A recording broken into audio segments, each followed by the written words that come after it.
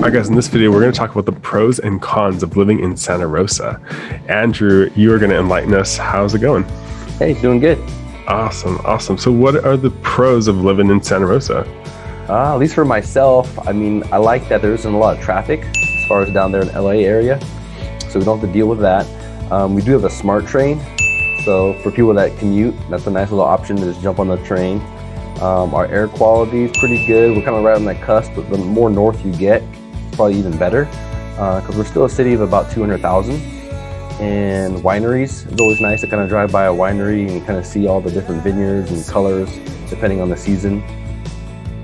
Views, most people like the east side of town.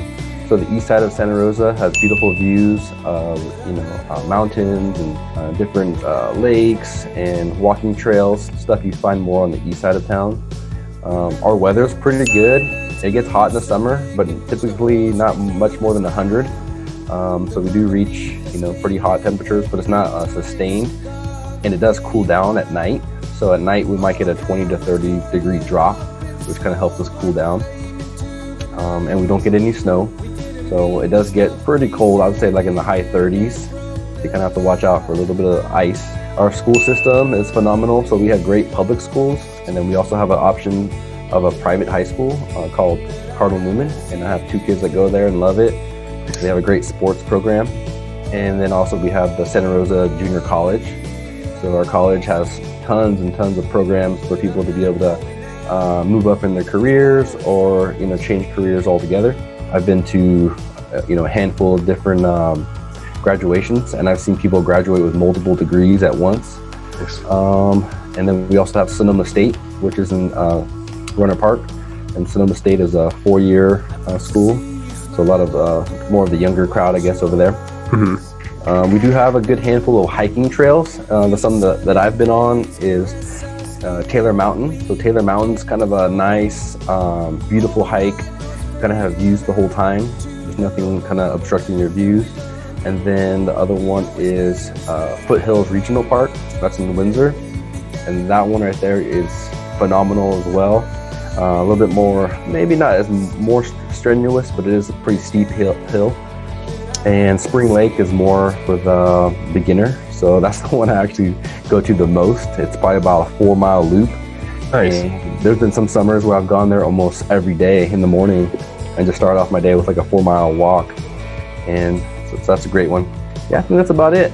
Awesome. That's a lot of good things. Yeah, I can kind of rattle them off because there really is a lot. Yeah. Which hiking trail do you enjoy the most? I kind of want to say Taylor Mountain, actually. Taylor Mountain, when you're walking that trail, there's cows all around you, and so they don't seem to mind too much as long as you don't bother them and you just walk right past them. Mm-hmm. And once you get to the top, it's almost 360 degree views, so the views are amazing up there. Nice. Okay, so we talked about the pros. We're gonna get into the cons. Give it to us. Tell us the real deal. This is the part I wanted to skip, but I think on the top of everyone's minds right now is the fires we had in 2017, 2019. Yeah. So 2017 was pretty bad. A lot of smoke in the air. We lost about 5,000 homes, and it took us a long time to recover from that. 2019 was pretty bad as well. Yeah.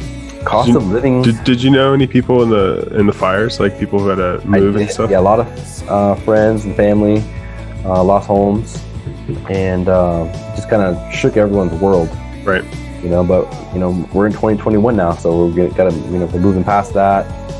One thing is a lot of these homes were in Fountain Grove, which is one of our like luxury areas of town. And so all those homes that were maybe 25, 30 years old have all been rebuilt. So now you have like state of the art, brand new homes. A lot of them have big balconies and verandas and huge windows. So now you have hundreds and hundreds of homes that are at today's design, which is kind of nice. Very cool. So cost of living has definitely gone up. Yes. So those same homes that were going for maybe the mid million, like 1.5, 1.6 million, now they're going for 2.3, 2.5. My gosh. So the price has definitely gone up. Wow. And I would say we kind of have an older crowd in Santa Rosa. Now I'm catching up, so I'm becoming one of them. But there is like an older crowd in Santa Rosa, I would say. We do have a retirement community called Oakmont, which is fantastic. Oh, cool. Beautiful homes out there. They have 2 golf courses, their own little grocery store. So, you know, we also have a bunch of other communities for 55 and up. Another con, I would say, especially when I was younger, was the lack of entertainment. We do have plenty of options, but as far as nightlife, like nightclubs and, you know, the bar scene, I would say we're kind of on the minimum standard of that. You know, at most we would have 2, maybe 3 options for kind of like that nightlife. And so going down someplace like LA or San Diego, you're going to be, you know, you can go to a different place every day of the week if you wanted to. Yeah. And then also on that note, I would say lack of high-end hotels. So we have a few hotels to choose from, but if you wanted that really kind of wow experience, I would say Santa Rosa might not be your pick. But we are surrounded by that. So we have Hillsburg, Sonoma, Napa, and so kind of all the outlying areas of Santa Rosa have great options for that. Even Petaluma. So how far do you have to go, I guess, to get to, if you want 30 minutes. I would say 30 minutes any direction, even like Bodega Bay, you know, someplace like that, you can get a really nice experience.